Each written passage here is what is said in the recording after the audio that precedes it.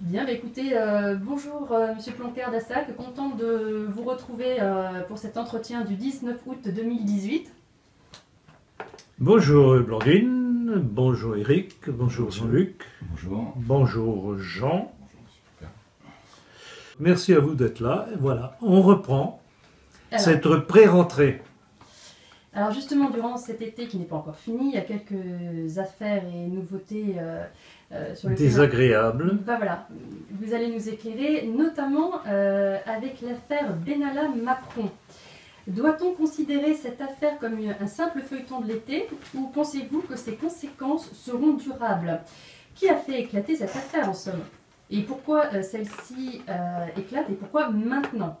Enfin voilà, tout ça ce sont des questions qui nous ramènent à la liberté Beaucoup de d'expression questions, tout de la presse. tout à fait valables, effectivement. Alors, qu'est-ce que c'est que cette histoire Benalla, ou plutôt Benalia? C'est un véritable nom de l'intéressé qui s'appelle, de son vrai nom, Lassène Benalia. Donc, d'après les renseignements que l'on a pu avoir, mais c'est tout de même très discret sur Internet, il serait, il est en tout cas sûr d'origine marocaine et probablement juif. Bon. Alors, cette affaire éclate un petit peu par hasard. Je ne sais pas très bien ce qui a lancé ça, pourquoi ça a été lancé. Quel est le clan qui a voulu mettre à mal cette mouvance? C'est très curieux. Et ce qui attire le plus l'attention, c'est que c'est l'ensemble de la presse, les médias, ces mêmes médias qui avaient tout fait pour faire élire Macron au détriment de Fillon, qui lui tombent maintenant dessus, qui lui sont tombés dessus à l'occasion de cette affaire-là. Donc c'est tout de même très curieux. Pourquoi cet acharnement brusque contre Macron? Pourquoi ce déballage sur ce Alexandre Benalla, alias Lassène Benalia? C'est très curieux, je n'ai pas vraiment de réponse. J'ai eu une piste, enfin j'ai donné une piste dans le dernier numéro de La Politique, de juillet-août, qui serait celle d'un accord entre Macron et Vladimir Poutine après la Coupe du Monde à Moscou. Parce que curieusement, l'affaire démarre après. Et chose qui m'a attiré l'attention et qui m'a conforté tout de même dans cette hypothèse, c'est que j'ai vu à l'époque, ou peu de temps avant, que la France envoyait des médicaments et des denrées aux populations syriennes des villes et territoires libérés par les armées de Bachar el-Assad. Donc, si on prend ces deux éléments-là, on peut se demander justement si tout ce clan judéo-maçonnique qui a fait l'élection de Macron se dit « Oh là là, mais qu'est-ce que c'est que ce type-là que nous avons élu?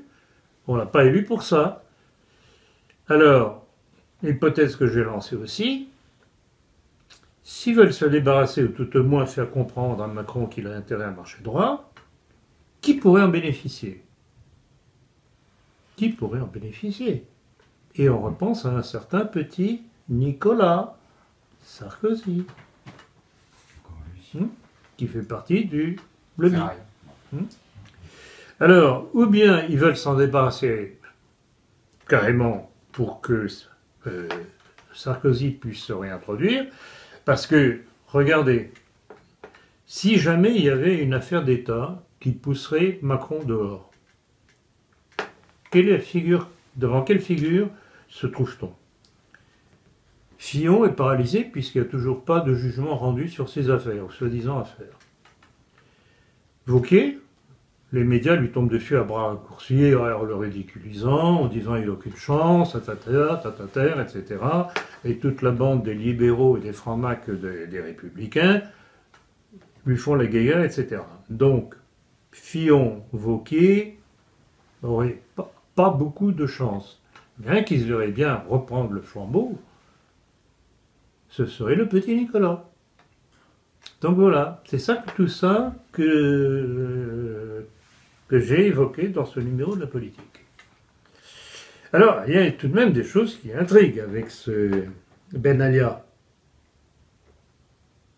Quand on découvre que c'est lui qui avait intronisé auprès de Macron candidat ce grand colosse noir que vous avez dû voir à la télévision, qui s'appelle Macao, qui était un des logeurs des terroristes du 13 novembre. Alors c'est tout de même curieux, qu'est-ce que c'est que ces connexions? Encore une fois. Et il était logeur ou ami Jawad. Fameux Jawad. Il y a tout de même un contact, mon cher. Il y a tout de même un contact. Il y a une, je dirais pas French connection, mais une connection. Hein, tout de même curieux. Bon. Et puis on se rend compte que petit à petit, ce Benalla, qui devient homme de confiance de Macron, amène des individus de même origine que lui, apparemment, comme une espèce de garde rapprochée de Macron qui prend le pas sur le service de sécurité que nous payons, qui est dévolu à la sécurité du président de la République. Donc on paye deux fois. On paye avec le système de sécurité officiel et on paye ces barbouzes de Macron.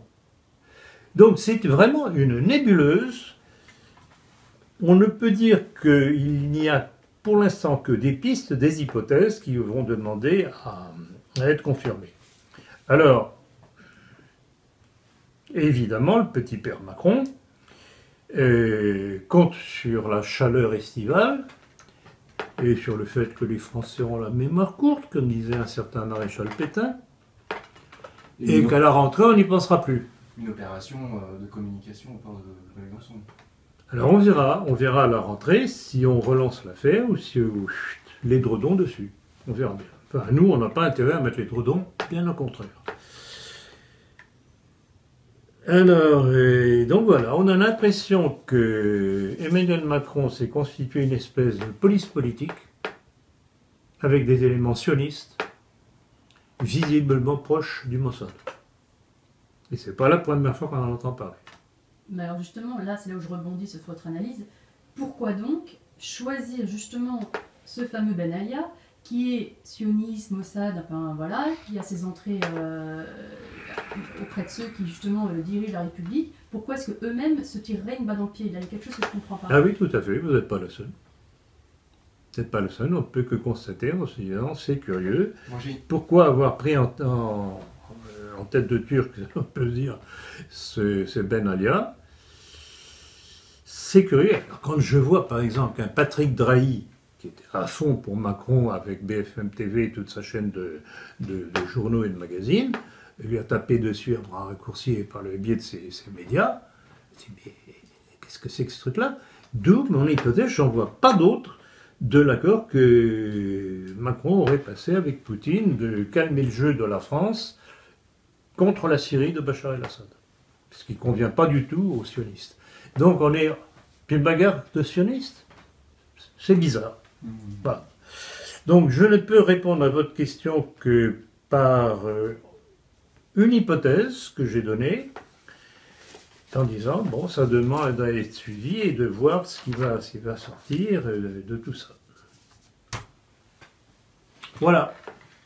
Et du coup, le scandale de cette affaire Benalia ne rappelle-t-elle pas par son incongruité la partie fine organisée à l'Élysée pour la fête de la musique, avec cette bande de chanteurs noirs homosexuels? Alors, oui, je vois ce que vous voulez dire, mais c'est évident. Alors justement, plus on creuse, plus on va et qu'on analyse le parcours de Macron, ses activités, ses fiestas, etc., puis on se dit, mais qu'est-ce que c'est que cet individu? Bon, alors le truc là, de la nuit de la musique, bon, il faut tout de même rappeler ce que c'était, parce que je sais par des amis dans les beaux milieux, ce qu'on appelle les beaux milieux, qui ne le sont pas, c'est que quand on leur parle de ça, on dit, oh, ça ne m'intéresse pas. ça ne m'intéresse pas, donc ils ne veulent pas savoir, c'est la politique de l'autruche. Ben, il faut leur rappeler ce que c'est. Eh bien, c'est une fiesta perverse, crapuleuse, qu'a organisé Macron, avec une bande de soi-disant musiciens noirs, pas ça qui me dérange, mais officiellement homosexuels. Donc à chaque fois, dans le sillage de Macron, on retrouve l'homosexualité. Alexis Kohler, secrétaire général de l'Élysée, vient d'être mis en examen par le parquet national financier. Que faut-il penser de cette nouvelle affaire qui touche donc également Macron? Bien, ça fait partie justement de toutes les choses curieuses, louches, qui tournent autour de l'activité de Macron, une fois président de la République, et même avant, puisque Kohler, effectivement, a été mis en examen pour abus de biens sociaux, pour etc., etc., je ne sais plus quels sont les termes juridiques à ce sujet-là, et cela fait suite à des révélations de Mediapart. C'est Mediapart qui a lancé l'affaire, et qui a été relayée par une association anticorruption qui s'appelle Anticor. Et alors là aussi, c'est curieux parce que ce sont, bon, Mediapart, c'est pas particulièrement l'extrême droite nationaliste, et Anticor, d'après les ouï-dire, c'est aussi un petit peu des gauchistes. Donc on a l'impression, c'est très curieux, vraiment le monde de gauche est plein de surprises. Il y a des gauches antisionistes, il y a des gauches anti-système, et qui tapent sur leurs collègues qui sont toutes de la même couleur que d'eux. Il se passe des choses vraiment très curieuses. Et moi je vois par les courriers que je reçois, mails ou autres, de gens de gauche qui prennent contact avec moi en me disant « je vous ai découvert, vous avez raison, je me suis fait copier toute ma vie, etc. » Il y a une prise de conscience tout de même de la part de certains milieux de gauche. Donc là encore, c'est une question, comment se fait-il qu'on met brusquement ces affaires-là en l'air, devant le public, qui ne font pas du bien à Macron? On constate, et on s'en réjouit. Alors sur un autre sujet, on revient à la victoire des Bleus en Coupe du Monde de football le 15 juillet 2018 dernier. Quelle est votre analyse sur les retombées populaires de cet événement à portée internationale? Eh bien, j'avoue que ça a été très curieux quand même. Et comme vous êtes tous abonnés à la politique, vous avez vu l'article que j'ai écrit à ce sujet-là. Et j'ai longuement réfléchi à la tournure que j'allais donner à mon analyse. L'équipe de France est une équipe multiculturelle. C'est évident. Mais là, il s'est produit tout de même un fait curieux. C'est que cette équipe que Didier Deschamps, le sélectionneur, a réussi à rassembler, à faire agir de concert, a gagné cette Coupe du Monde. Et ça a provoqué une vague de réactions patriotiques en France assez extraordinaire. Absolument extraordinaire. Alors que les Français, on leur parle de la France, la plupart du temps, bon, que c'est que ça, quasiment. Et là, brusquement, explosion de patriotisme. Bon. Alors, nous, en tant que nationalistes, face à ce genre de réaction, qu'est-ce qu'on fait? On dit, oh, une France multiculturelle, ça ne nous intéresse pas. Oui, mais le problème, c'est que la France est devenue ça. Alors, qu'est-ce qu'on en fait à partir de ce phénomène? Eh bien, on essaye d'en tenir compte, de le mettre en valeur et de retourner la chose contre ceux qui ont voulu cette France multiculturelle. Il faut que ceux qui sont d'origine noire, basanés, etc., se reconnaissent réellement comme Français. À ce moment-là, on peut éventuellement discuter.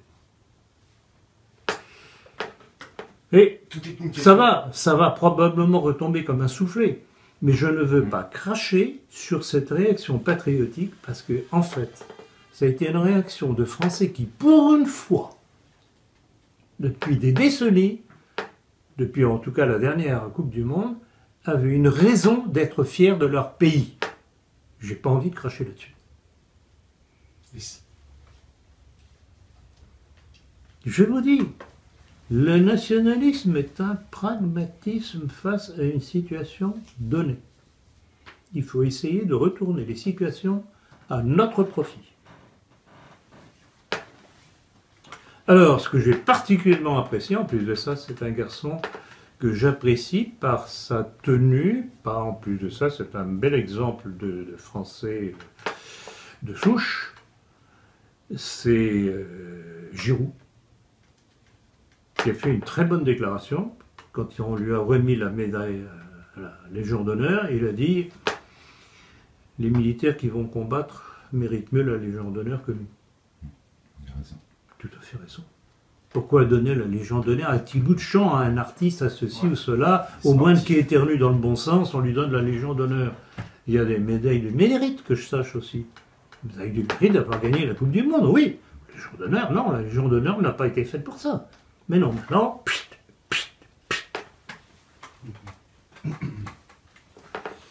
Voilà pour répondre à votre question. Alors, lors des rencontres économiques de cette année d'Aix-en-Provence, Jacques Attali a donné ses solutions pour contrer l'émergence des populismes, sous le titre « Il ne faut pas laisser la nation aux nationalistes ». Qu'en pensez-vous? Très intéressant. Très intéressant, ça montre leur peur de la réaction nationaliste qui se fait jour devant la menace du mondialisme et du cosmopolitisme, dont il est un des principaux artisans. Et en fait, ça m'a fait penser, sa déclaration m'a fait penser à cette déclaration aigre de Macron parlant de la lèpre nationaliste. La lèpre nationaliste. Donc on voit tous ces petits, alors bon, Attali juif, Macron d'origine marane, comme je l'ai démontré dans un numéro récent de la politique, par sa mère. Hein, donc, carrément lignée directe. L'élément juif ne peut pas admettre un sentiment nationaliste autre que le leur en Israël. Et tout est là. Moi, ce qui me fait plaisir dans ce genre de déclaration, que ce soit celle de Attali ou celle de Macron, c'est que ça montre leur peur de la réémergence du sentiment nationaliste. Il y a aussi Soros qui, dans un journal américain... Soros, oui, effectivement, j'y pensais aussi. Nous vivons dans J'allais peut-être l'oublier de le dire, mais Soros a des déclarations quasiment identiques à celles d'Attali et celles de Macron. Pour eux, le danger, c'est le nationalisme. Le nationalisme, c'est la guerre. Eh bien, on répond à cela, le mondialisme, c'est la guerre, on l'a devant les yeux. On l'a devant les yeux. Depuis que les États-Unis gouvernent le monde, qu'ils sont les agents du mondialisme, en vue de l'accomplissement du but messianique juif, puis ils en sont le bras armé, on va de guerre en guerre sous les auspices des États-Unis. Le mondialisme, c'est la guerre.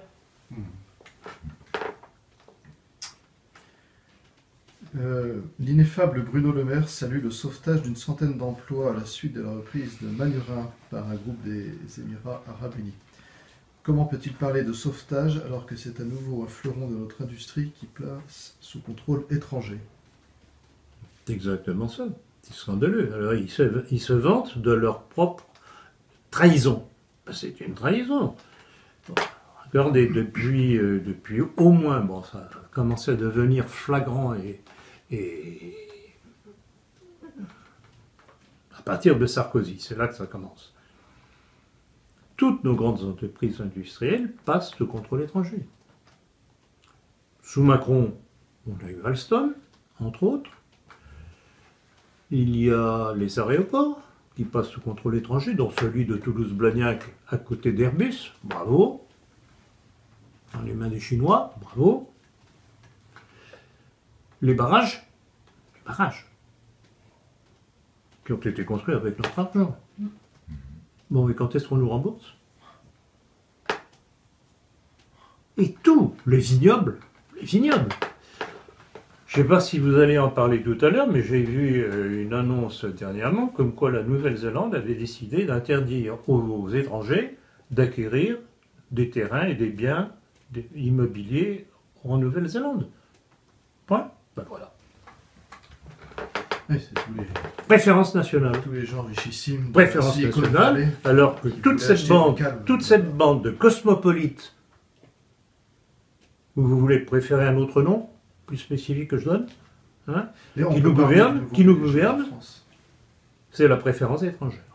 Le nouveau PDG d'Air France, par exemple. Le nouveau PDG d'Air France, Ben qui Smith. est un Canadien, Smith, je ne sais pas d'où il sort. Canadien.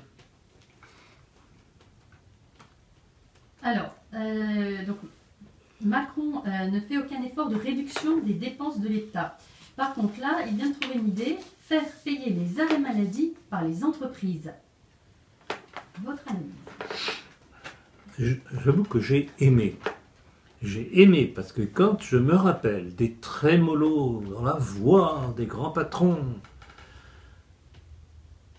disant ah, Macron, voilà, nos entreprises vont pouvoir relever la tête, eh bien, pan. Et vous allez péter, mes petits amis. Je me vois la gueule des cocus.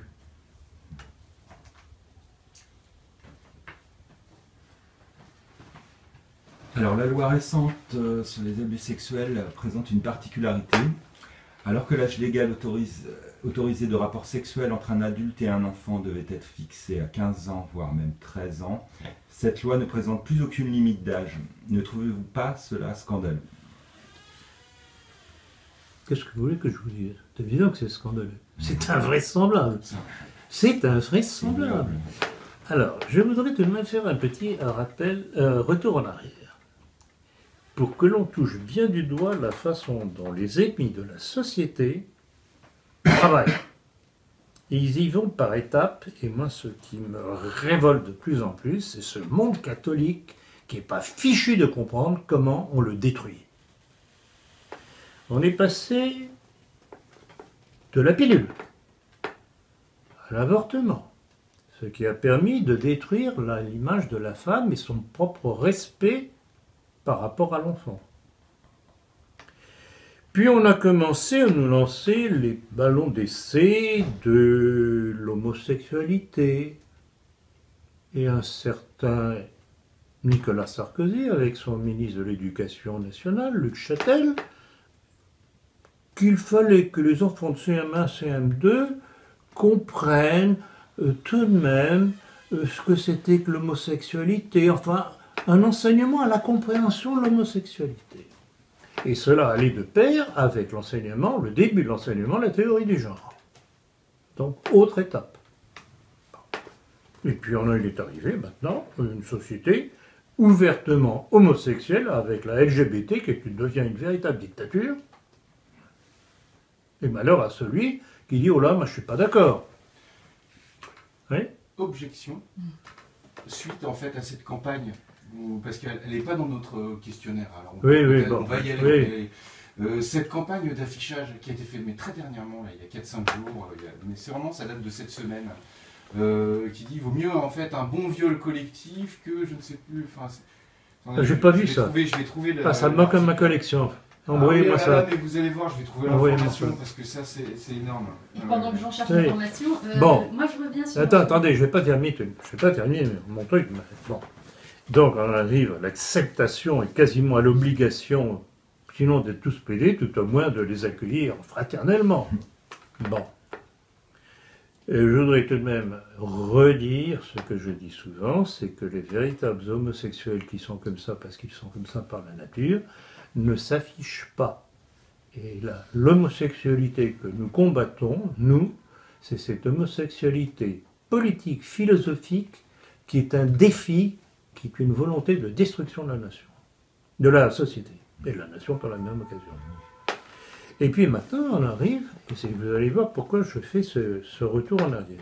On arrive maintenant à faire adopter la compréhension à la pédophilie. Ouais, on y arrive. On y arrive maintenant. Alors, on a commencé par vous dire, devant un certain nombre de cas de viol d'enfants, que l'on allait réétudier la loi, qu'on allait voir à partir de quel âge ce serait admissible ou que ce serait pas bien, qu'on dirait non, c'est pas bien, c'est pas sage. Et puis que nous sort la loi, eh bien, il n'y a plus de date limite. Donc, allez-y, les pervers, consommez de la chair fraîche. Voilà ce que ça veut dire. Donc voilà les étapes. Comment on détruit une société face à un monde catholique qui est soit d'une lâcheté invraisemblable, soit d'une connerie innommable. Non, c'est encore différent. Il n'est pas structuré. Nous n'avons pas de chef religieux, nous n'avons pas de tête. Si vous voulez, un catholique, nous sommes là catholiques, si vous voulez qu'on fasse en petite poignée individuelle, il faut qu'il soit structuré. Il faut oui, mais si chaque catholique qui comprend réagissait dans son coin, simplement il dit « Ah oui, je suis désolé, on ne veut pas m'entendre, etc. » C'est trop facile. Qu'est-ce que nous faisons, nous? On réagit, nous? On diffuse sur Internet. On diffuse. Pourquoi sommes-nous là, aujourd'hui? Pour faire savoir les choses. Hein? Il n'empêche quand même... Tout chef de famille qui est conscient du problème doit travailler autour de lui dans son milieu professionnel, familial et autres. S'il ne le fait pas parce qu'il a peur de se faire mal voir, c'est son problème. C'est quand même à nos évêques d'organiser des manifestations contre telle... Alors oui, ils vont piétiner, faire des grands défilés. Ça ne sert à rien, ça. Il ferait mieux de commencer par ne pas voter Sarkozy, pas voter Macron, etc. Puisque ce sont eux, ce sont les bien-pensants qui les ont élus, en plus de ça. D'autant plus que ça va de pair avec... c'est très bientôt que commence l'éducation sexuelle suivant les normes. Mais bien entendu, mais ça va être la prochaine rentrée. Ça va être la prochaine rentrée. La masturbation, etc. Tous les vices possibles. Sous prétexte d'information. Et de santé. Et de santé de l'enfant. Donc j'ai notre information à Nantes, notamment, en fait, de publicité contre l'homophobie choc. L'une de ces affiches, sur lesquelles on pouvait y voir le message. Alors le message suivant, je vais regarder l'image. Alors, pour qu'une femme aime les hommes, rien ne vaut mieux qu'un viol collectif. Voilà, c'est le message qu'adresse. Bon, Jean, vous m'envoyez ça, s'il vous plaît. Vous m'envoyez. Ben voilà, encore une étape. Voilà. Ouais. Faire accepter le viol collectif comme une chose normale, après tout. Faire apprendre aux femmes rétives. Comme c'est bon d'être violé en succession. En plus, en fait, c'est une façon aussi d'abandonner en fait la science psychologique, enfin, de direction freudienne, parce qu'évidemment, on dit le ne pas, etc. On est en plein freudisme. C'est un abandon de la science. On les retrouve partout. Dès qu'il y a une saloperie qui est faite dans le monde, on les retrouve. Il y a quelque chose de pervers dans ce monde juif. Comme une malédiction. Une malédiction qui nous retombe dessus. Savez-vous que du fait d'une décision de Manuel Valls, alors Premier ministre, la Cour de cassation passe sous le contrôle direct du gouvernement? Comment interprétez-vous cette décision? Oui, il me semble que c'est assez évident. C'est que ceux qui nous gouvernent verrouillent de plus en plus. On est en dictature. Donc il verrouille tous les instruments de fonctionnement de l'État qui pouvaient être des barrages à certaines décisions du gouvernement. On verrouille, on verrouille, on verrouille. Nous sommes en dictature, mes chers amis, chers auditeurs. Ne dormez pas, les autres veillent. Alors, toujours en politique, vous qui avez été le premier à démontrer la duplicité de François Asselineau et ses contacts avec la maçonnerie, avez-vous vu sa réaction suite à l'affaire Benalia, justement, dont on parlait? J'ai vu. C'est un chef-d'œuvre de duplicité. Une fois de plus. Alors, bon, il fait une critique de Benalia, bon, il n'y a rien à dire là-dessus, mais enfin, il évacue les choses les plus significatives, dont les origines de Benalia. Pour commencer. Et toujours sur le thème, ne parlant pas des choses qui fâchent. Je vous rappellerai une de ses déclarations que j'ai citées à plusieurs reprises, que je vais reciter, quand il disait qu'il ne fallait pas parler de l'homosexualité, qu'il ne fallait pas parler de l'immigration, qu'il ne fallait pas parler de la maçonnerie. Et qu'a-t-on appris il n'y a pas longtemps, sinon la création d'une fraternelle des francs-maçons de l'UPR, son mouvement. Alors, il a fait une belle déclaration. Alors, il y a eu des fidèles qui m'ont écrit en me disant, mais enfin, il a démenti qu'il était franc-maçon. Il est très bien, il n'est pas pour ça. Hein. Je regrette beaucoup, mais n'empêche que celui qui a fondé la fraternelle est toujours membre de l'UPR. Donc, c'est un faux cul. selon la bonne vieille expression, plus faux que ça, tu meurs.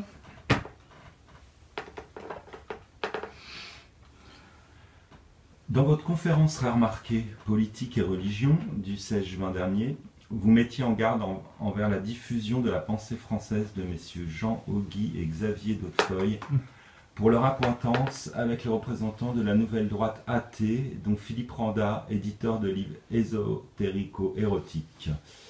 Avez-vous vu l'annonce de la prochaine journée Chouane qu'ils organisent ? Je l'ai vu, on retrouve justement le nom d'un certain nombre de représentants de la nouvelle droite athée, dont Philippe Randa, qui dernièrement encore fait la publicité pour un livre de Guillaume Fay. Je ne sais pas si vous voyez qui est comme Guillaume Fay. Dans son livre L'archéofuturisme, c'est ignoble. Il est tout. Alors, il est pro-sioniste, il est pour la pédophilie, tout, mais tout. Et c'est un représentant, donc un certain Philippe Randa, qui a réédité ce livre de Guillaume Fay, qui va pérorer, vendre ses livres aux journées Chouane de Chérier-Montreuil. Et sous les égides, je l'ai déjà nommé, je vais le renommer, sous les égides de l'abbé Cottard, que j'ai bien connu, de la fraternité Saint-Pédis, qui dit sa petite messe et qui profère son homélie le dimanche, en clôture des journées. Là encore, un exemple de catholiques qui admettent l'ennemi chez eux et qui détournent la tête quand on leur dit « mais voilà ce qui se passe ». La première fois que j'ai fait allusion à cela, je n'avais pas donné le nom de l'abbé Cottard. Par pudeur. Je n'ai plus de pudeur. Parce que ça devient vraiment scandaleux. Dans cette même conférence, vous attiriez l'attention sur l'aspect ésotérico-sataniste de l'un des auteurs Maison d'égalité et réconciliation, Christian Boucher, membre de la loge luciférienne Ordo Templi Orientis d'Aleister Crowley. Un récent article intitulé « Marie éternelle, reine du ciel » d'un autre auteur maison de EER, Laurent Guyeno, publié par Égalité et Réconciliation, surprend par son aspect pagano-gnostique. Pouvez-vous revenir sur ces curieuses influences qui jouent sur cette structure animée par Alain Soral et dont vous-même avez été victime ? Oui, bon, on en a déjà parlé, et j'en ai parlé effectivement assez longuement dans ma conférence Politique et religion. Il y a un aspect très de plus en plus douteux concernant Alain Soral et son équipe, je dirais nationale, par rapport à certains auteurs maison. Vous avez donné 2 exemples dernièrement. Le premier, j'en avais parlé dans ma conférence donc, Politique et religion. Comment se fait-il, alors que je sais qu'Alain Soral lit et écoute mes conférences par les échos que je peux en avoir de l'intérieur, ne tienne aucun compte des avertissements, qu'il accueille chez lui un Christian Boucher qui fait l'apologie du représentant de cette loge luciférienne qui était et qui est toujours, puisqu'elle existe toujours, l'Ordo Templi Orientis. Un problème. Plus de ça, cette information qui nous est arrivée récemment de ce nouveau collaborateur qui a fait cet article, je l'ai lu, c'est du pagano-ésotérisme, il n'y a pas d'autre terme. Et gnosticisme en même temps. Très curieux. Et alors, il y a une nouvelle information, je ne sais pas si vous l'avez vue, c'est que, en dépit de mes mises en garde, pourtant très modérées, que j'avais faites, sur le thème de dire attention à Alain Soral, vous avez autour de vous des gens tout de même bizarres, qui exploitent votre nom et qui font venir un tel et un tel. J'ai essayé de lui faire comprendre que, pour son image, il ferait bien de faire un peu le ménage chez lui. Eh bien, qu'est-ce qu'on vient d'apprendre? C'est que le 22 septembre prochain, à Nantes, il va y avoir une grande réunion d'égalité et réconciliation avec qui? Christian Boucher. Christian Boucher.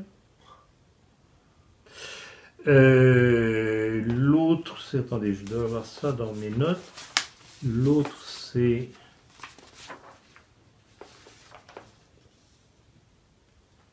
Youssef Indy.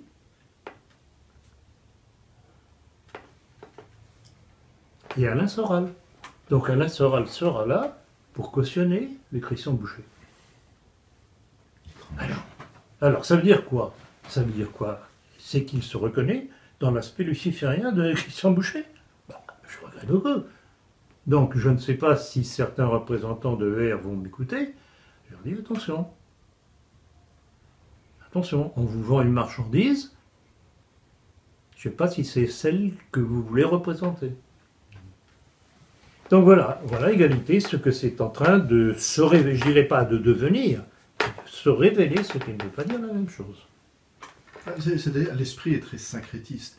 Les précédentes notices religieuses pour les grandes fêtes catholiques, elles étaient très bien, autant que j'ai pu en juger les années précédentes.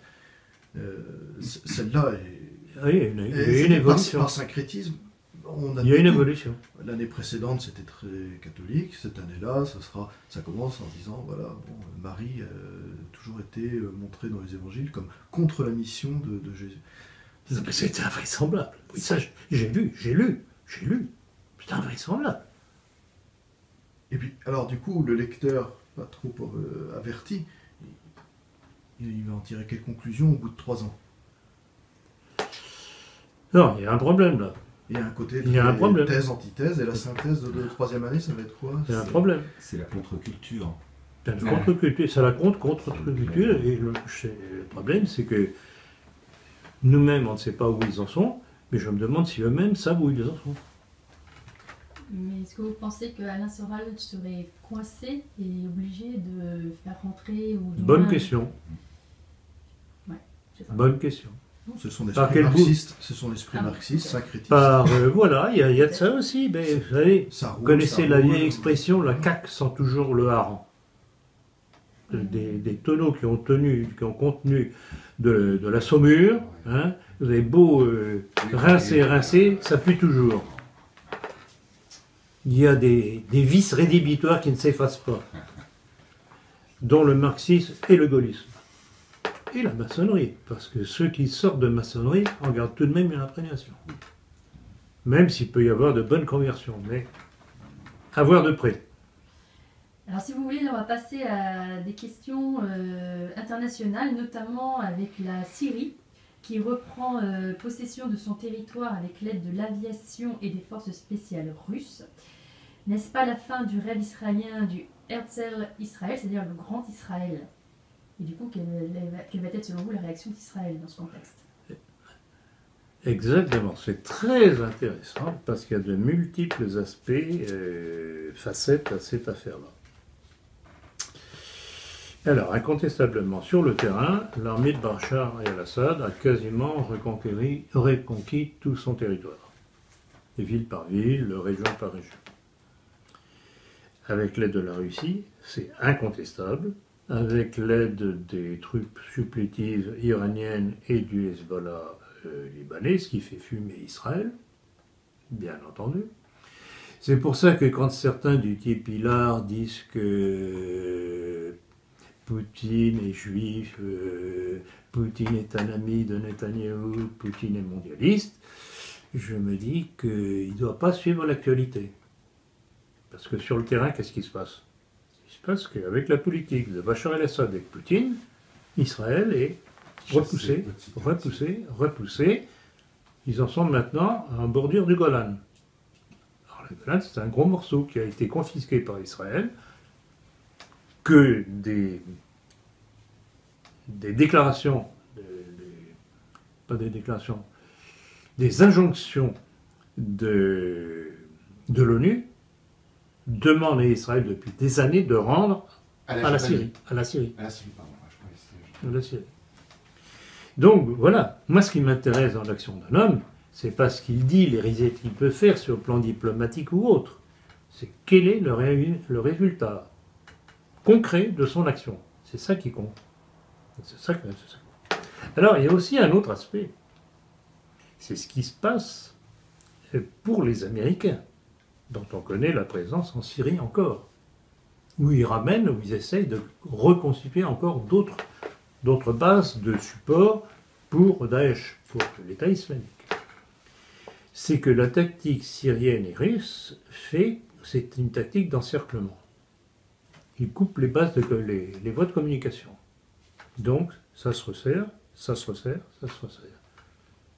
Et les troupes qui sont américaines qui sont à l'intérieur, américaines et autres, y compris françaises, Et regardez, je parlais tout à l'heure justement de cette nouvelle, comme quoi la France de Macron envoyait des médicaments et des denrées aux populations syriennes libérées. Comment se fait-il qu'à la fois on envoie de l'aide humanitaire à ces populations, dans le même temps on envoie des troupes françaises pour aider Daesh? Je voudrais bien qu'on m'explique. Un petit problème là. Traduction. Intellectuel, il y a un petit problème. Donc les Américains se trouvent dans une situation aussi inconfortable qu'Israël, pour les mêmes raisons. C'est que eux et leurs petits amis se font de plus en plus enserrés. Comment vont-ils s'en sortir? Il va y avoir négociation, certainement. C'est très intéressant. Moi, cette histoire de Syrie, ça me fait jubiler. Et alors là, justement, pour en revenir encore à Poutine et Netanyahou, rappelez-vous cette citation que j'avais donnée de la ministre israélienne de la Justice, disant que si Poutine voulait survivre, il fallait qu'il obéisse à ce que dit Israël. Apparemment, il n'obéit pas à ce que dit Israël. Voilà. Avis M. Pirilla et compagnie. Et suiveur d'égalité et réconciliation. Parce que j'ai des gens de Syrie. Mais pourtant, mais non, mais M. Alliard a dit que... Je leur réponds, mais écoutez, qu'est-ce qui se passe sur le terrain? Ouvrez les yeux. Mais non. Il y a une espèce d'aveuglement qui me surprend. Bon, toujours à l'étranger, en s'attaquant tout dernièrement à l'économie turque, les États-Unis font tout pour déstabiliser Erdogan, qui se rapproche de plus en plus de la Russie. À votre avis, qu'est-ce que cela peut avoir comme conséquence régionale? Alors, premièrement, je me demande ce que les Américains ont dans le cerveau. Bon, je sais bien qu'ils sont amateurs de coca, de McDo, de machin, de trucs. À mon avis, ça doit, à la longue, ça doit avoir un effet sur leurs cellules grises. Parce que la façon dont ils sont capables de se tirer une balle dans le pied, c'est assez remarquable. Parce qu'après tout, la Turquie est tout de même un membre de l'OTAN. C'est tout de même la Turquie qui a abattu un avion russe. Au début, quand la Russie a décidé d'intervenir. Et regardez comment, par la patience du maître d'échecs Poutine, la situation progressivement s'est retournée. Alors les Américains ont voulu faire un premier coup d'État contre Erdogan pour pouvoir imposer leur homme Gülen, ça n'a pas marché. Le petit père Erdogan a serré, fait épuration, serré épuration, ce qui n'a pas plu aux Américains, puisque c'était tout de même leurs alliés, leurs hommes de main locaux qui en prenaient plein la figure. Donc ils ne savent pas très bien quoi faire. Et là, Trump a trouvé génial d'essayer de déstabiliser la Turquie économiquement. Donc Trump a essayé de faire la même chose vis-à-vis de la Turquie qu'il a essayé de faire vis-à-vis de l'Iran. Mais ils se rendent d'accord, les Américains. C'est certes pas très agréable, ni pour la Turquie ni pour l'Iran, mais ça va les conforter. Parce que Poutine attend à côté, là. Il est à côté. Qu'on vient lui demander son aide. Et à chaque fois, c'est la même chose. Aux Philippines.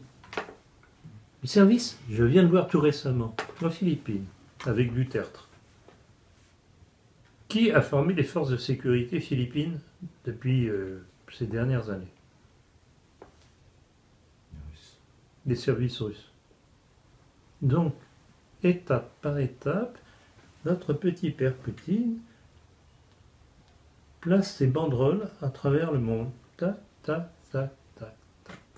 Plus sa stratégie de dédollarisation, je ne vais pas vous le réexpliquer, peut-être qu'on parlera tout à l'heure dans les questions, et les Américains, cric, cric, cric, et le soc, crac, crac, crac.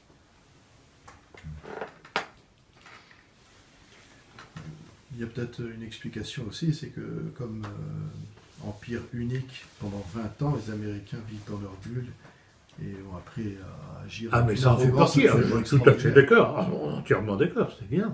Ils vivent dans leur bulle, ils croient qu'ils ont toujours les maîtres du monde. Et puis comme vous le disiez, ils n'ont quand même pas la finesse politique et géopolitique des Russes. Et des Orientaux en général. Parce que les Iraniens, les Chinois, Bachar el-Assad, ce ne sont pas des naïfs, ce ne sont pas des enfants de cœur, parce qu'en politique on ne peut pas être enfant de cœur, mais ils ne sont pas des naïfs. Alors les autres, ils vont avec leurs gros sabots à coups de revolver comme dans les westerns, simplement l'époque des westerns, c'est terminé. Et la série, c'est 2500 ans d'existence, mettons. Les États-Unis, c'est 250. Il y a forcément un degré de finesse qui n'est pas là. C'est le dépotoir de l'Europe. Entendu.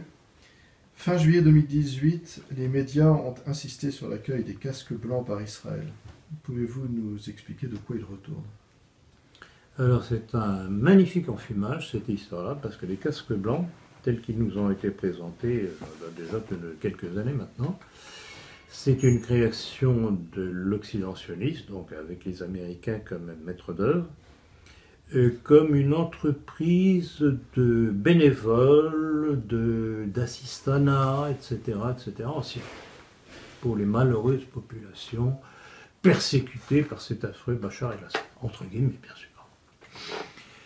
Et on s'est aperçu petit à petit qu'en fait c'était des mercenaires qui avaient pour but essentiellement de fabriquer ce qu'on appelle des fake news, de fausses nouvelles, avec de faux documents visuels, de faux films, et un certain nombre de journalistes honnêtes ont découvert justement et ont fait savoir que tout ça c'était des montages qui étaient filmés dans des espèces de studios locaux ou à l'étranger même. Et j'ai rappelé déjà à plusieurs reprises qu'on nous avait montré des bombardements de Syriens ou même Russes sur des hôpitaux en Syrie qui avaient fait des victimes. Ah! Le problème c'est qu'il y a des journalistes honnêtes, ça existe encore, qui ont démontré en recherchant dans les archives que c'était un hôpital de Gaza qui avait été bombardé par Israël. Alors voilà. C'est là-dessus que les populations occidentales jugent un pays, jugent Bachar el-Assad par exemple, sur des montages, des faux, pour faire réagir les gens, et ces faux sont faits pour justifier l'attaque américaine, israélienne, sioniste contre la Syrie. Alors là, ils croyaient que l'affaire de la Syrie était bouclée, qu'ils allaient bientôt pouvoir passer à l'Iran. C'est pas de mal à veille. Alors toujours avec Israël, Netanyahou déclare Israël État-nation juive. Pouvez-vous nous indiquer ce que cela implique? Oui. Intéressant. Disons qu'au moins les choses sont claires. C'est évident que même si l'État israélien n'était pas reconnu encore comme nation juive, elle l'était. Et que les populations dites israéliennes autres que juives, telles que les Druzes ou telles que les Arabes, musulmans ou pas, puisqu'il y a tout de même au Parlement israélien, il y a un groupe musulman. Un groupe musulman au Parlement. D'ailleurs, ils ont protesté. Eh bien, ils ont protesté. Exactement. Donc, dorénavant, les choses sont claires. Ils seront, ce qu'ils étaient déjà, enfin c'est clair maintenant, citoyens de deuxième zone. Mais ça, c'est le vieux rêve messianique russe qui ressurgit périodiquement. Ils ont été poussés. Je crois que Netanyahou a fait une bêtise. Tant mieux. Il n'avait pas besoin de ça. Il était dans l'hypocrisie, au moins ça devient clair maintenant. Alors en Italie, quel regard portez-vous sur la réaction italienne qui a porté au pouvoir une alliance de populistes et de nationalistes avec le mouvement 5 étoiles et la Ligue du Nord? Eh bien, il est évident que nous, en tant que nationalistes, on ne peut qu'appuyer et on ne peut que regretter que les Français ne soient pas foutus d'en faire autant. Ah, rappelez-vous, je crois que le dernier entretien du mois de juin, c'est une des questions que vous m'aviez posées, et vous savez comment j'avais répondu. Et alors, ce qui est tout de même d'extraordinaire, et là, on ne peut être que sidéré, c'est le courage de Matteo Salvini, le patron de la Ligue du Nord, qui n'est pas allé par quatre chemins, et dès le début. Quand on apprend coup sur coup que dorénavant il est interdit à un franc-maçon d'être membre du Parlement italien, vous imaginez seulement que François Fillon eût été élu à la place de Macron et que François Fillon ait osé faire un truc pareil, ce qu'il n'aurait pas fait. Trop poli, trop gentil. Bon, trop. Vous imaginez le scandale que ça aurait fait? En Italie, c'est passé comme une lettre à la poste. Bon, certes, les francs-maçons se sont indignés, les francs-maçons du monde entier, les Français bien entendu aussi. Et puis les Juifs d'Italie aussi. Et puis surtout quand ils ont fermé les frontières pour les migrants. Alors là, le bon cœur des Juifs italiens a pleuré, a saigné. C'était pas bien. Ah, mais Saint-Père, nous sommes avec vous, François. Sacré François. Leur pape, c'est leur pape, pas le nôtre. Donc, on ne peut qu'applaudir. Et puis, il y a 36 000 choses, 36 000 petites touches. Qu'est-ce qu'il a encore fait dernièrement? Est-ce que j'ai ça dans mes... Il a voulu changer les formulaires de l'état civil. Il y a plusieurs choses. Attendez, qu'est-ce que... Du ministère de l'Intérieur. Je ne sais plus quel formulaire. Pour remettre père et mère dans le document. Ah oui, oui, entre autres, ça aussi, mais autre chose que nous dénonçons déjà depuis un bon bout de temps à propos des vaccins.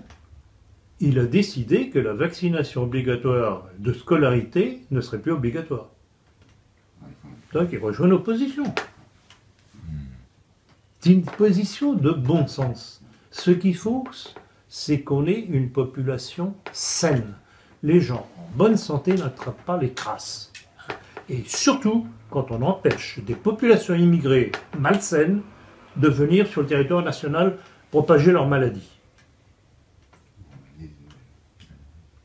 Mais je ne suis pas contre tous les vaccins. Il y a des vaccins qui sont tout de même nécessaires. Mais quand on parle de vaccins, il faut parler non seulement du vaccin et de la cible du vaccin, mais il faut parler du support du vaccin. Or, on dirait que les laboratoires aujourd'hui s'ingénient à faire des vaccins avec des supports qui sont nocifs pour la santé. Et dès le plus jeune âge, comme vous le savez. Alors, pourquoi est-ce que ce n'est pas une euthanasie déguisée, à terme?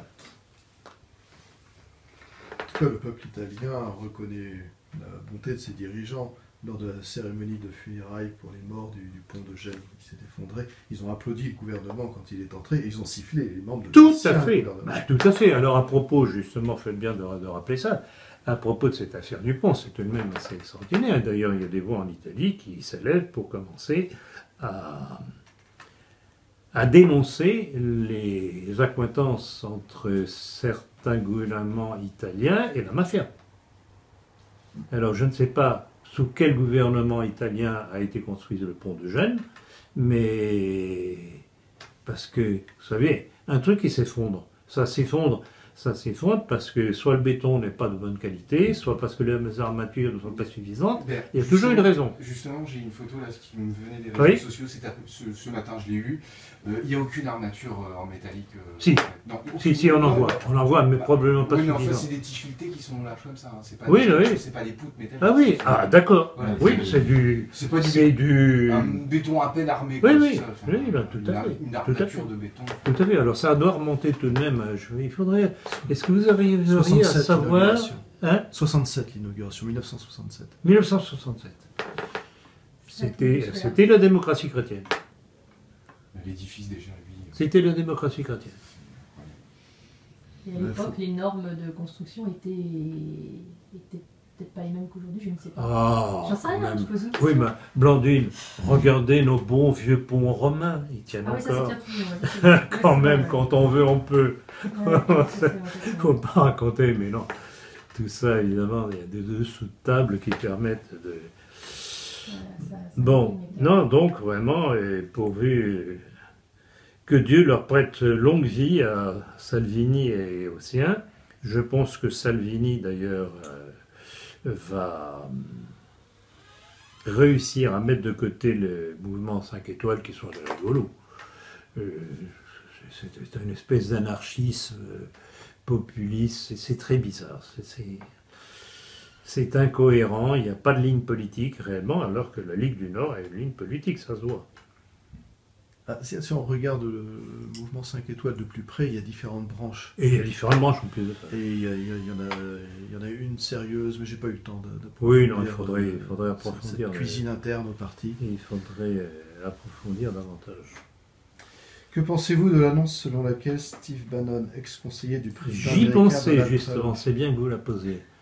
Va créer une fondation en Europe pour fédérer une révolte populiste, comme l'a révélé le site américain Daily Beast. On peut se demander pourquoi est-ce un Américain qui prend la tête du mouvement nationaliste de l'Europe qui finance cette organisation. Très bonne question. C'est une question qui nous a été suggérée de plusieurs sources. Alors, parmi les réactions que j'ai pu voir, bien entendu, il y a tous les naïfs qui se réjouissent. « Oh, chic, on va avoir une union, tous les nationalismes européens. Ah, qu'il est bien, ce monsieur Bannon. » Non, mais vous voulez rire?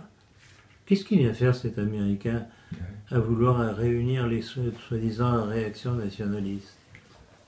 Et réactions nationalistes, il faut y regarder de plus près, parce que les populistes, c'est pas toujours du nationalisme. La plupart des mouvements européens populistes, ils sont sionistes.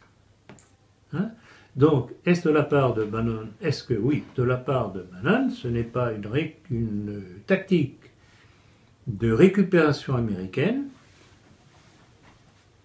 ou d'unification de toutes et d'unification, récupération, unification de ces mouvements sionistes pour la plupart sous égide américaine. Et on n'en sort pas. Et on n'en sort pas. Or, notre cher Steve Bannon, qu'est-ce qu'il a dit au sujet d'une certaine Marion Maréchal Hawke? Il lui a prédit un glorieux avenir. Amen. Comme vous l'avez dit. Amen. Ah mais c'est curieux ça, cette cohérence. Elle a été baptisée. Ah quoi? Sécateur, non, pas elle, quand même. Non. Ah, messieurs. Faut que je relève, là. Non, mais vous avez besoin d'un dessin? C'est tout de même magnifique, tout de même. Cette belle vierge blonde, Marion, qui va faire sa rentrée politique à New York, pas en France. C'est ringard. À New York. Devant qui? Devant les néoconservateurs américains. Et c'est qui les néoconservateurs américains? Les juifs américains. Ah, mais c'est magnifique, un autre miracle. Pas plus tôt repartie de New York, on nous annonçait qu'elle avait trouvé les fonds pour fonder son université de formation politique. Ah oui, Ah, mais je serais curieux de savoir quel va être le programme de formation politique. À la rigueur, pourquoi est-ce que c'est pas elle qui prend la tête de cette fameuse fondation en Europe pour fédérer les populistes divers et variés? Ouais, bonne observation. Donc voilà, les petites piques que j'aime bien envoyer, ça me ravit parce que ça permet tout de même aux gens qui réfléchissent pas beaucoup de se dire « Ah ben c'est vrai, je n'avais pas pensé à ça ». Je répondais à votre question? Alors là, on vient d'avoir une gigantesque manifestation à Moscou pour le 1030e anniversaire du baptême de la Russie, en présence du patriarche de Moscou et de Vladimir Poutine, justement, dont vous parliez. Pouvez-vous revenir justement sur les facettes de Vladimir Poutine et face aux thèses de Pierre Hillard? Eh bien justement, je crois que ça conforte une fois de plus ma défense de l'action de Vladimir Poutine. Vladimir Poutine, rappelez-vous ma conférence sur lui et mon livre Bonaparte, Hitler, Poutine, puisque je suis revenu là-dessus. Poutine est un phénomène de l'histoire, c'est incontestable, ce n'est que comme ça qu'on peut le comprendre. On est sidéré de voir comment cet homme qui émerge de l'univers marxiste, qui visiblement, d'après certaines de ses déclarations, montre qu'il a souffert de l'abaissement de l'Union soviétique, progressivement comprend qu'en fait la Russie c'est aussi autre chose que le marxisme et qui se met étape par étape à évoluer, remettant à l'honneur les Romanov, rappelant le drame de Ekaterinenburg, donc le massacre de la famille tsariste, par des terroristes communistes juifs. Ça a été rappelé. Et qui se rapproche de plus en plus de l'orthodoxie, et on en arrive aujourd'hui à ça. Et puis, au fur et à mesure, il y a différentes touches qui montrent que vraiment cet homme a changé. Il a été happé par l'histoire de son pays, qui était un grand empire, et il est en train d'assumer cet héritage. Il n'est plus l'héritage soviétique. C'est ça, et c'est ça qui m'intrigue de la part des Hillard et autres, y compris de gens d'égalité et réconciliation, qui dernièrement encore me disent, mais enfin quand même, il était du KGB, nanani. Ben, et Soral, il n'était pas marxiste, mais ça les chatouille pas. Donc ça les chatouille pour me rappeler que Poutine était du KGB, mais ils ne se souviennent pas que leur mec, Soral, a été marxiste ou l'est toujours. Non, mais vous vous rendez compte le déphasage dans la cervelle des gens?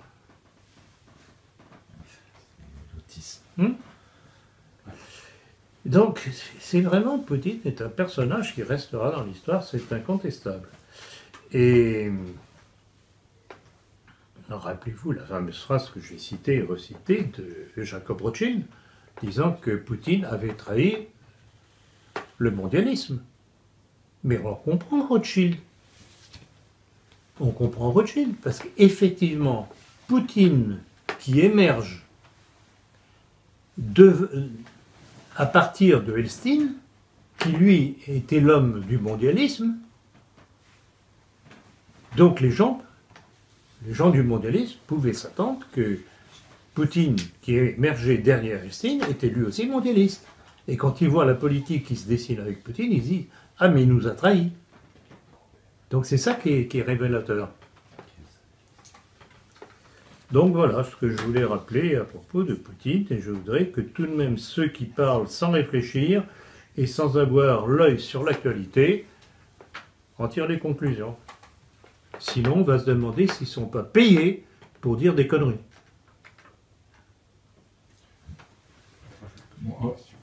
On va en Chine maintenant. Une récente décision vient aussi conforter vos analyses. En effet, premier importateur mondial de pétrole, elle vient de lancer son contrat à terme de près de 25 milliards de yuan et convertible en or, donc hors dollar. Quelle est votre analyse? Eh bien, effectivement, ça conforte mon analyse depuis déjà longtemps. Encore une fois, c'est Poutine qui a lancé cette stratégie. Il a compris, et là aussi je vais revenir encore un peu plus longuement sur cette stratégie de Poutine. Il a compris depuis le début que s'il voulait imposer sa politique, il fallait fragiliser l'Empire américain. Alors, comment fragiliser l'Empire américain sans avoir recours à la guerre mondiale? Sur le plan économique, en sapant le socle de la puissance financière américano-sioniste de la Federal Reserve. Puisque vous savez, ou vous devriez savoir, que la Federal Reserve est entre les mains d'un certain nombre de familles de banquiers juifs américains qui tirent la monnaie américaine. Il n'y a rien de national là-dedans, c'est juif. Donc, Poutine a compris depuis des années maintenant que s'il voulait, sans faire la guerre mondiale aux États-Unis, pour se préserver, lui, en tant que chef de la Fédération de Russie, il fallait saper la puissance américano-sioniste financière. Donc, dédollarisation, le début de cette vague-là. Les Chinois, donc, Chinois et d'autres, ont emboîté le pas, et de plus en plus de pays, maintenant, font leurs échanges commerciaux entre monnaie nationale, hors dollar ou sur base or. Il y a une autre chose sur laquelle je veux revenir à propos de Poutine dans cette stratégie contre l'Empire américain, américano-sioniste. Vous avez tout de même remarqué un certain nombre de choses, c'est que on nous parle de différents incidents, il y a eu cette attaque contre la Syrie avec des missiles balistiques qui ne sont pas arrivés. On apprend que certains bateaux américains se sont brusquement retrouvés avec leur système de communication inopérant. En fait, que veut faire Poutine? Il veut faire comprendre aux Américains, ils n'ont pas intérêt à essayer de faire la guerre. Parce qu'il peut, non pas les détruire, il peut les paralyser. Là encore, c'est génial. C'est génial. En fait, Poutine devrait recevoir le premier prix de pacifisme. Il empêche la guerre en paralysant l'ennemi. Vous ne pouvez pas me faire la guerre parce que je rends vos systèmes d'attaque inopérants. Retenez bien ce que je vous dis. C'est le fond de tout ce qui se passe aujourd'hui. Avec la dédollarisation, bien entendu. Federica Mogherini, responsable de la diplomatie européenne, a surpris bon nombre d'observateurs par son caractère anti-américain. Pouvez-vous nous expliquer ce qu'il y a de sous-jacent à cela? Oui, assez étrange, parce que même c'est pas n'importe qui, Mogherini. Est-ce qu'elle serait atteinte par le virus Salvini, éventuellement, mais il y a aussi certainement une chose, c'est que tous les milieux industriels allemands, français, italiens et autres qui commerçaient avec l'Iran l'ont en travers de la gorge de devoir arrêter leur contact avec l'Iran. Il faut tout de même savoir que le parc automobile iranien était à 30% français en Iran. Et voilà ce que notre petit Macron bazarde pour les beaux yeux des Américains. Et en fait, cette réaction de Mogherini est une pierre dans le jardin de Macron. Puisque Macron s'est laissé aller face à Trump. Donc c'est intéressant, là aussi, et je vous dis, tout ça est porteur de grands bouleversements en Europe sur le plan géostratégique. C'est pas terminé tout ça. Loin, loin, loin, loin de là. Et en Allemagne, on sait très bien que, notamment, c'est le ministre de l'Intérieur, bon, ça s'est un petit peu calmé maintenant, mais qui était pour la démission d'Angela Merkel, parce qu'il voudrait un rapprochement avec Moscou. C'est la politique du grignotage de la part de Poutine. En parlant justement de bouleversement économique, que pensez-vous de la valeur de l'or? L'or étant une valeur refuge quand les monnaies ou les situations politiques et économiques deviennent incertaines, pouvez-vous nous expliquer la raison de la chute du cours du métal précieux? Très bonne question, effectivement. Alors, bon, c'est apparent et c'est artificiel en même temps. Alors, apparent pourquoi? C'est que dans le même temps, comme les cours de l'or sont basés sur le dollar s'étant apprécié par rapport à l'euro, ça donne une impression de baisse de l'or qui n'est pas réelle. Il baisse parce que le dollar s'est apprécié. Donc la cotation est dans un chiffre plus faible puisque le dollar est plus fort par rapport à l'euro. Et en même temps, on sait, et ça remonte déjà à plusieurs années, que les banques centrales mondiales, sous la direction de qui vous savez, font tout pour que le cours de l'or ne soit pas son véritable prix. Et le plus beau dans tout ça, c'est que ça favorise ceux qui achètent de l'or, dont la Russie, dont la Chine, dont l'Inde, etc. Donc les Américains, là encore, se tirent une balle dans le pied. On finira par dire, plus con que ça, tu meurs. On va repartir sur le viaduc, l'effondrement du viaduc à Gênes, qui est venu rappeler la vétusté de nos propres ponts. Oui. Que vous inspire cet événement et de ce qui a changé l'occasion? Justement, on dirait qu'il y a des petits malins qui ont sauté sur l'occasion pour rappeler l'état de nos ponts, sans parler de nos routes. Et il paraît qu'il y a 30% des ponts en France qui posent problème. Qu'il faudrait environ 3 milliards d'entretien annuel. On n'en est même pas à 700 millions, même pas à 700 millions par an, au lieu de 3 milliards. Non, la France, grâce à cette faune qui nous occupe, est en train de devenir un pays sous-développé. Je voyais en venant de la gare, puisque j'aime pas prendre les couleurs des métros, je suis parti de la gare de Lyon, donc mon arrivée, jusqu'à la gare de Serlitz pour prendre le métro et arriver jusqu'ici. Et en marchant, je voyais au pied des arbres, ce qui entoure les arbres, l'état de saleté. Il n'y a plus de gris, les herbes poussent n'importe comment, il y a des déchets. C'est un foutoir, ce Paris de Madame Hidalgo. C'est un chaos. Mais on devrait l'attraper par la peau du cou et aller lui mettre le nez dans la merde qu'elle a créée. Des opérations de désamiantage. Elle et tous nos gouvernants. Je voudrais rappeler une chose que les jeunes générations ne connaissent pas. À la bonne époque de l'Action française, ce qui n'est plus le cas aujourd'hui, vous écoutez bien ce que vous dites, les dirigeants de l'Action française. Il y avait ce qu'on appelait les camelots du roi. Et à l'époque, ces camelots du roi, ils avaient quelque chose dans le pantalon. Quand il y avait, suite à certaines campagnes du journal de l'Action française, et certains hommes politiques qui commençaient à se faire trop remarquer dans le mauvais sens, ils l'alpaguaient d'une façon ou d'une autre, et soit ils le foutaient à l'eau, soit ils le badigeonnaient de rouge. Bon. C'était marrant, ce que je regrette simplement, c'est que c'était pas définitif. Quand il y a quelqu'un qui gêne, il faut qu'il cesse de gêner définitivement. Moi, ce qui me fait peur aujourd'hui, c'est que les Français, le peuple en général ne réagit pas beaucoup, mais ce qu'on appelle les élites, ce qu'on nous bassine aujourd'hui du nom de droite extrême, qui tourne autour de synthèse nationale et tous ces trucs-là, qu'est-ce qu'ils font comme action, s'ils sont si extrêmes que ça? Ils ne font même pas de la formation doctrinale, ils ne sont pas capables de former des cadres, et comme action violente, décisive, que font-ils? Ils collent des affiches. Rien. Non. Si. Ils vont, oui, ils collent des affiches.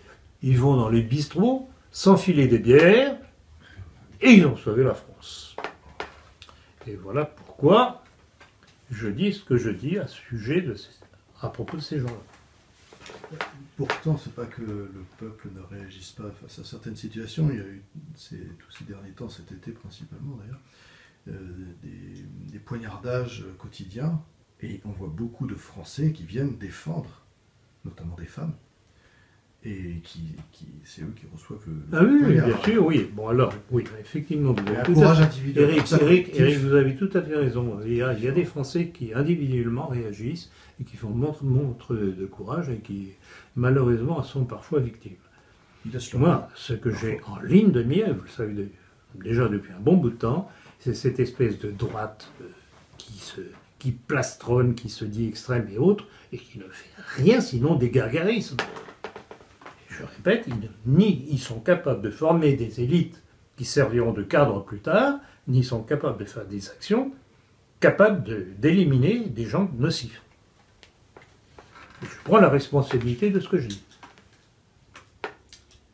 Dernière question. On a glosé sur un curieux incident survenu lors du défilé du 14 juillet devant le président de la République, l'affaire de la fumée rouge, celle qui était la plus à gauche à la place du bleu. Certains ont voulu y voir un avertissement de l'armée exaspérée devant l'arrogance de Macron envers elle, son ancien chef d'état-major, le général de Villiers. Qu'en pensez-vous, et vous qui avez écrit un livre sévère sur l'armée française face à la destruction de la nation? Je crois qu'on en a déjà parlé, mais je crois que vous avez raison. De toute façon, plusieurs questions nous ont été proposées à ce sujet-là. Incontestablement, mais là encore, moi, ce qui me fait réagir, c'est que toujours ces mêmes milieux nationaux et autres ont voulu voir un signe comme quoi il y avait peut-être prochainement un coup d'État militaire. Ah, mais ce serait magnifique, ça leur éviterait de travailler, ce qu'ils ne font pas. Bon, mais il ne faut pas rigoler. Quand on connaît justement ce qu'est l'état-major de l'armée française aujourd'hui, le général Pierre de Villiers qui avait mis quelques réserves sur le plan matériel, hein, parce qu'il n'y avait pas assez d'équipements, pas assez d'hommes, pas assez de matériel fonctionnant, y compris du matériel qui existe, mais qui n'est pas maintenu en état. Et qui s'est fait traiter comme un malpropre et jeté dehors, mais je ferai, et j'avais fait remarquer à l'époque, qu'il n'y avait que le problème matériel qui avait choqué le général Pierre de Villiers. Mais que Macron fasse toute une politique anti-nationale, bazar de tout, etc., parle du crime contre l'humanité, de ce qu'a été la colonisation, ça ne le dérangeait pas particulièrement, pas plus que les autres hautes sphères militaires. Et alors, j'ai eu dernièrement, par une amie, je ne dirais pas une explication, parce que l'explication, je la connais déjà depuis longtemps, mais j'ai touché du doigt cette mentalité militaire qui commence très tôt, au bas niveau. Cette jeune femme voulait me faire rencontrer un garçon qu'elle avait connu, militaire, et voulait que je lui donne mon avis. Alors, elle m'avait prévenu qu'elle lui avait offert mon livre sur l'armée française. Et donc, je rencontre le garçon, et comme toujours, petit coup de sonde, et je dis au garçon en question, bon, ravi de vous connaître, mademoiselle Intel m'a beaucoup parlé de vous, très bien, mais j'ai tout de même une question à vous poser de prime abord. Comment pouvez-vous, aujourd'hui, rester encore dans l'armée française telle qu'elle est devenue? Réponse.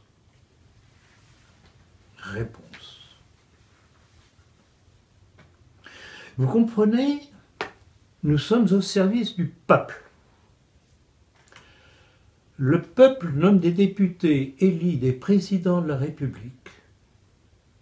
Nous obéissons au peuple.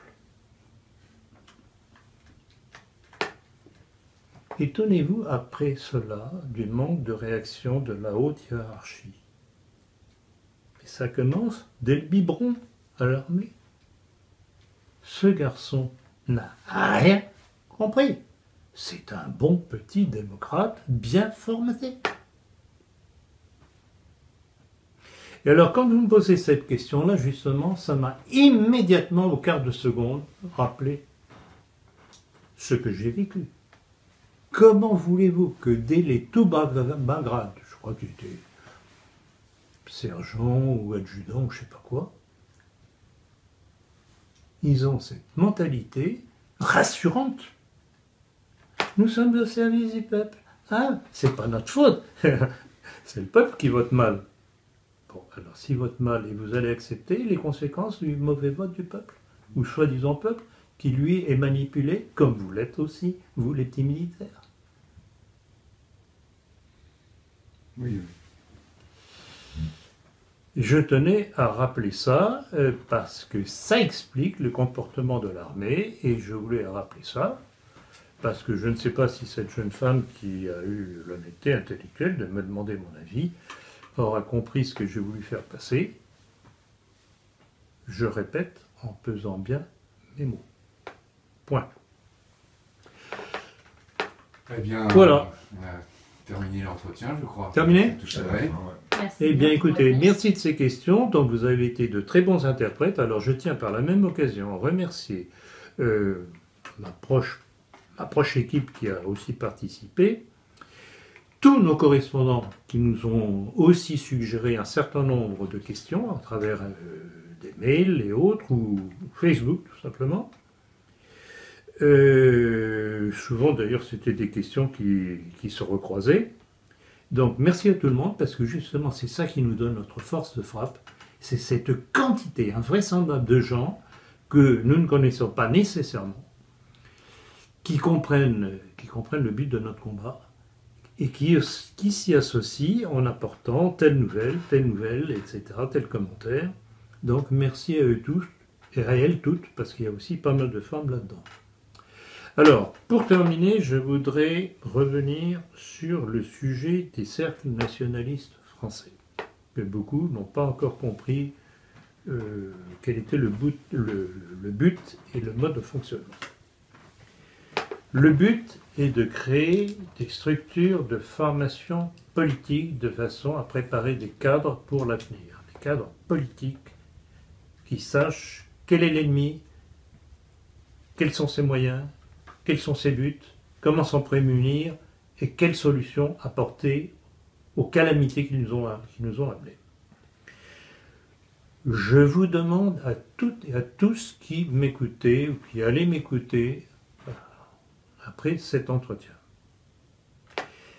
de faire un effort supplémentaire de création de cercles nationalistes à travers la France. Des petites cellules de 4, 5, 6 personnes, pas besoin d'aller plus, sinon vous la démultipliez. Nous devons mailler la France de petites cellules de formation. Ce n'est comme ça qu'un jour on pourra, j'espère, prendre d'un seul coup en main le pays, parce qu'on aura les cadres formés pour pouvoir tenir le pays, administrativement et politiquement. Travailler, ne dites pas, on ne veut pas me croire, on ne veut pas. Écoutez, je n'y crois pas. Si autant de gens aujourd'hui rejoignent mes analyses, c'est que ce que je dis est compréhensible. Il n'y a aucune raison que vous, à votre niveau, dans votre domaine familial, professionnel ou autre, vous ne soyez pas capable de transmettre en partie. Vous avez l'appui des conférences, des entretiens, vous avez l'appui des livres, offrez des cadeaux utiles au lieu de boîtes de chocolat ou autre. Un site. Un site aussi. Un site, bien entendu. Vous allez avoir bientôt des DVD, CD, je ne sais pas quelle va être la formule ou clé, dans lesquelles seront un certain nombre de mes conférences. Donc vous pouvez organiser des réunions chez vous avec des amis, autour de votre télévision ou de votre ordinateur, pour écouter et commenter ces entretiens et ces conférences. Ce n'est que comme ça que l'on se forme. Alors, où vous voulez que notre pays s'en sorte, et vous travaillez, ou bien cessez de pleurer. Je souhaite que ce message soit compris. il sera diffusé. Merci, M. Plancard. Bon, merci beaucoup. Merci Au revoir, beaucoup. monsieur. Au revoir.